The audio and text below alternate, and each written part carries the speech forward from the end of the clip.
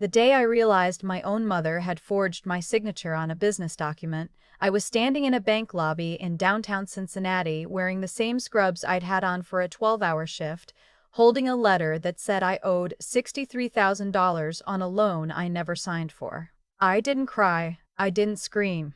I just stood there while the woman behind the counter looked at me with that particular kind of pity reserved for people who are about to have a very bad day. I folded the letter, put it in my bag, walked to my car, and I sat there for 45 minutes, staring at the parking garage wall, thinking about every single time I had believed my family when they said they needed me. Let me back up. I'm the oldest of three, my younger brother, my younger sister, and me. And from the time I was about 11 years old, I understood that I was the responsible one. That was just how it was. My mother said it like it was a compliment. You're the strong one. You're the dependable one. We can always count on you. It took me until my late 20s to understand that those weren't compliments. They were job assignments. My mother had run a small catering business out of our hometown for almost 20 years. Nothing huge, weddings, corporate lunches, church events, the occasional retirement party. It was her whole identity. She'd started it with my grandmother's recipes and a folding table, and by the time I was in high school, it had a real kitchen, 2 full-time employees, and a name people in our county actually recognized. My father left when I was 16. That's a whole other story I don't have the energy for right now. What matters is that after he left, the business became everything. It was how my mother survived, how she fed us, how she kept the lights on and pretended, very convincingly, that everything was fine. I went to nursing school on a scholarship I applied for myself, found myself without anyone's help. My mother came to my graduation. She cried. She hugged me and said she was so proud. 2 weeks later, she called and asked if I could co-sign on a small business loan because her credit had taken a hit after a rough winter season and the bank wouldn't approve her a loan. I said yes. Of course I said yes. She was my mother. The loan was for $40,000. Reasonable, she said. Just to upgrade the kitchen equipment, buy a new van for deliveries, get through the slow months. I went with her to the bank. I sat across from the loan officer. I signed my name on the dotted line next to hers. I understood what co-signing meant, that if she defaulted, it became my problem. But I trusted her. She'd run that business for 2 decades. She knew what she was doing. I moved to Cincinnati 8 months later for a hospital position that was too good to pass up. Better pay, better unit, a city where I could actually afford an apartment without 3 roommates. My mother hugged me at the door of the house I grew up in and told me she was proud of me. My brother stood in the driveway and gave me a half hug. My sister waved from the porch. I drove away feeling, for the first time in my adult life, like I was actually living my own story. For about 2 years, things were fine. I called my mother every Sunday. I sent money when she asked, and she asked more than I want to admit. A few hundred here for a supplier invoice. A few hundred there when the van needed brake work. I told myself it was temporary, just until the business stabilized, just until things evened out. I believed that because I needed to believe it, I visited twice a year. Thanksgiving and sometimes a summer weekend. Every time I came home, my brother was there. He'd moved back after a series of jobs that never quite worked out, and somewhere along the way, he had become the one helping my mother run the business, which was fine. Genuinely fine. I was glad someone was there. I was in Cincinnati. I couldn't be there. What I didn't know, what I wouldn't find out until I was standing in that parking garage staring at a bank letter, was what had been happening while I was gone. My mother had taken out a second loan, then a third. Not small ones. The kind with interest rates that compound faster than you can think. The kind that businesses take out when they're already in trouble and trying not to show it. She hadn't told me she'd use the catering business as collateral. And at some point, and I still don't know exactly when, because she won't talk to me about it, she had forged my signature on at least one of those documents. The letter in my hand that day was a collections notice. The business had missed 4 months of payments on the original loan I'd actually signed. My name was on it. My credit score, which I had spent years carefully building, had already taken the hit. And because I was a co-signer on the original loan, the bank had the right to come after me for the full balance, $63,000. I sat in that parking garage and I thought, she didn't even call me. I drove home that night and I made myself dinner and I sat at my kitchen table and I looked at that letter for a long time. Then I opened my laptop and I started reading. I am not a lawyer. I want to be very clear about that. But I am someone who spent 3 years in nursing school learning how to absorb dense technical information quickly, and I applied every single one of those skills to understanding what had happened to me and what, if anything, I could do about it. I read about cosigner rights. I read about loan fraud. I read about what happens when a signature is forged on a financial document. I read until 2 in the morning, and then I called in a favor from a college friend whose older sister had just passed the bar, and I asked if she could talk to me for 20 minutes the next day. That 20 minutes turned into an hour and a half. What she told me changed everything. Because here's the thing about the original loan, the one I had actually legitimately signed, the one where I sat in that bank and showed my ID and watched the loan officer notarize the paperwork. In the language of that contract, buried in the terms that nobody reads, was a clause. A standard clause, she said. Very common. It said that in the event the primary borrower became delinquent and the cosigner was required to assume payments, the cosigner acquired the right to attach a lien to any business assets used as collateral for the loan. The catering business was collateral. The equipment, the van, the commercial kitchen lease, all of it had been listed as collateral on that original loan. The loan my mother hadn't paid. The loan my name was on. My friend's sister said it carefully.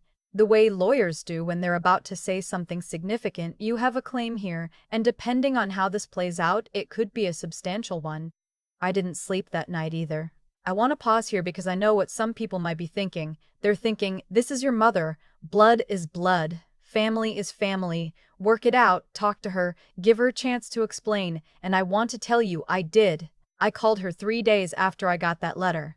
I had given myself 3 days to get calm enough that I wouldn't say something I'd regret, and I sat at my kitchen table with a glass of water and my notes, and I called her. She answered on the second ring. I told her I had received a notice from the bank. I told her I knew about the missed payments. I kept my voice level. She sighed. This long, exhausted sigh, like I was the one inconveniencing her. It's been a hard year, she said. You have no idea how hard it's been. I told her I understood it had been hard. I asked her why she hadn't called me. I didn't want to worry you, she said. You've got your life up there. I asked about the other loans, the ones I hadn't signed for. There was a pause. That was your brother's idea, she said. He thought we could handle it. I asked if my signature appeared on any documents I hadn't personally signed. Another pause. Longer this time. I don't know what you're talking about, she said. And that was the moment. That was the moment I understood that there was no version of this conversation where my mother was going to tell me the truth. Not because she was a monster. I genuinely don't believe she's a monster. But because she had spent 56 years building a version of herself that never made mistakes, and admitting what she'd done would require dismantling all of that. And she wasn't going to do it. I think we should talk more when things settle down, she said. I said okay. I hung up. I opened my laptop. And I emailed the lawyer. The next 3 months were the most exhausting of my life, and I have worked consecutive overnight shifts in an ICU. So that is saying something. The lawyer, a real one this time, not just a friend of a friend call, confirmed what I'd suspected about the forged signature on the secondary loan. That was a separate matter from the original co-signing, and it opened up a completely different set of legal options. We filed a fraud report. We documented everything. We pulled the bank records, the original loan documents, the notarized paperwork with my actual signature versus the one that wasn't. Meanwhile, the original loan was still in default. The bank was still coming after me. And I had to make a decision about what to do about it. My lawyer laid it out plainly. Option 1, I could pay the default. $63,000, taken from savings I'd spent 5 years building. Clear my name, walk away, eat the loss, let my family keep the business. Option 2, I could invoke my rights as the cosigner who had been left holding the debt. I could file the lien against the business assets. I could take legal control of the equipment, the van, the kitchen lease, everything that had been used as collateral. My lawyer said option 2 was aggressive. She said it would likely end my relationship with my mother, permanently. She said I should think hard about whether I wanted to do that. I thought about my signature on a piece of paper I never signed. I thought about 4 months of missed payments my mother never told me about. I thought about the Sunday phone calls where she asked me how work was going and never once mentioned that my credit was being destroyed. I told my lawyer to file the lien. My mother called me 8 days later. I don't know how she found out. Probably the bank notified her, or maybe my brother had talked to someone. She was not calm. She was not the measured, slightly martyred version of herself I'd spoken to 3 months earlier. She was furious in a way I had never heard from her before, and I had grown up in her house, so that was a high bar. She told me I was destroying everything she'd built. I told her I understood this was upsetting. She told me I was being selfish. I told her I'd received a collections notice for $63,000 on a loan she hadn't paid. She told me family doesn't do this to each other. And I said, and I had rehearsed this because I knew this conversation was coming. Mom, with respect, what happened to my credit score last fall? Was that family doing right by each other? She went quiet. Then she told me my brother was going to handle it, that he was going to take over the business, make it work, pay back everything, that I just needed to give them time. I told her I'd already given them time. I told her I'd been giving them time and money and trust for years. I told her I wanted that in writing, with a repayment schedule, with collateral reviewed by a lawyer, and until that happened, the lien stood. She hung up. My brother called that night. He was calmer than my mother, but not by much. He told me I was making a mistake. He told me I didn't understand how hard the business had been to keep running. He told me that if I really loved this family, I would figure out a way to make this work without destroying everything. I listened to him for a while, and then I said, "When did you decide to take out additional loans using my name?" He said he didn't know what I was talking about. I said, "Yes, you do." He didn't call back after that. Here's what nobody tells you about standing up for yourself against your own family.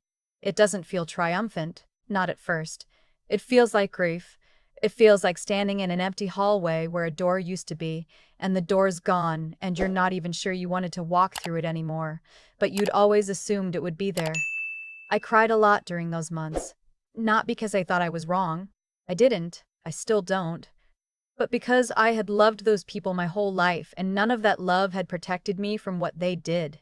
You can love someone and they can still hand you a debt you never agreed to carry. Those two things exist at the same time. That was the hardest thing to hold. My coworkers knew something was wrong even though I didn't tell them.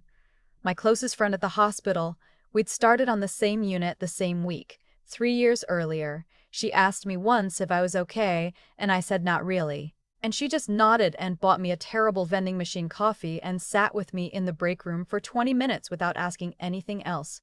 That mattered more than I can explain. I also, during this time, joined an online community for adult children dealing with financial enmeshment with family.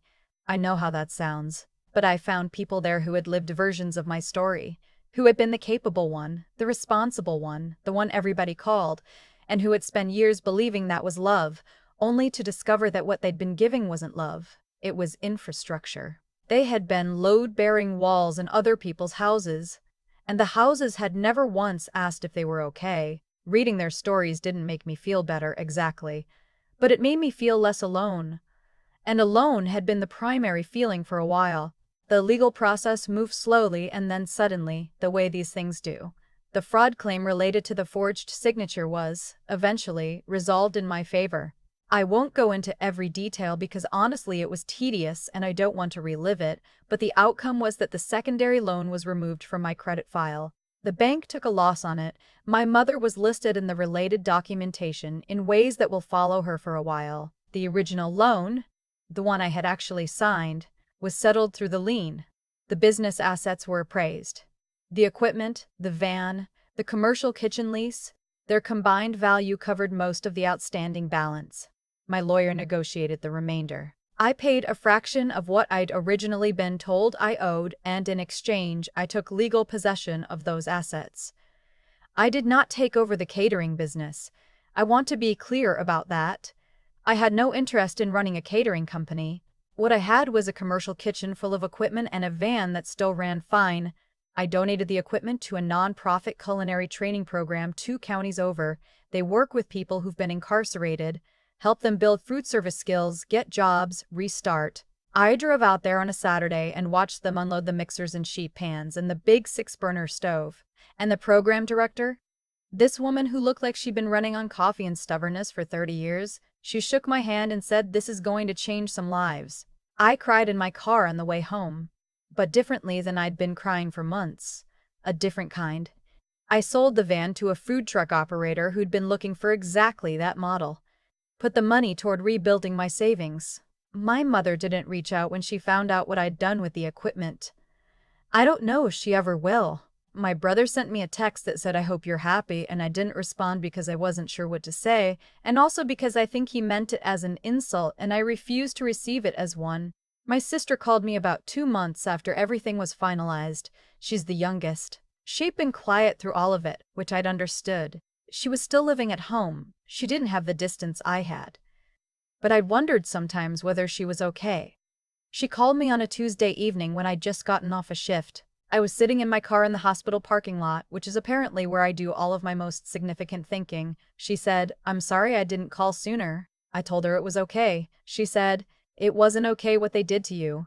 I didn't say anything for a second. Then I said, "No, it wasn't." She said she was thinking about moving, not to Cincinnati necessarily, just somewhere. She said being in that house felt different now, and not in a way she could really explain, except that she kept thinking about what I had done and whether she could do something like that too, build a life that was actually hers. I told her I thought she absolutely could. We talked for almost 2 hours about what she wanted to study maybe, and whether she could apply for financial aid without my mother's involvement, and what it might look like to make decisions from a place of what she actually wanted instead of what everyone else needed from her. She's the one member of my family I still talk to. We text most days. She's figuring it out. I'm proud of her in a way that is entirely different from the way I used to be proud of myself for holding everything together. This pride is uncomplicated. It just sits there, warm and clean. I got a promotion at work this spring, charge nurse. It comes with a modest raise, a parking spot, and a level of scheduling autonomy that I genuinely did not think I'd have for another 3 years. My manager called me into her office to tell me and said that she'd been watching me since I started, that I had a quality she didn't see often, which was the ability to stay calm in situations where other people went sideways. I thought about what that quality had cost me to develop. I thought about all the places I'd had to be calm when calm was not what I felt. I said thank you. I shook her hand. I went back to my unit. That night, I went home and made myself a real dinner for once. Not takeout, not something from the freezer, but actual food that I cooked from scratch. I opened a bottle of wine I'd been saving for some occasion that felt significant enough. I sat at my kitchen table, which is mine, in my apartment, which is mine, with my credit score that I'd worked to repair back to something I'm proud of. I didn't toast anyone. I didn't make a speech to an empty room. I just sat there in the quiet and I ate my dinner and I thought about the woman who had once believed that being needed was the same as being loved. She learned the difference. And the silence around her now isn't emptiness. It's space, room she made for herself by finally stopping filling every corner of it with someone else's weight. She's still learning what to do with that room, but she's not giving it back.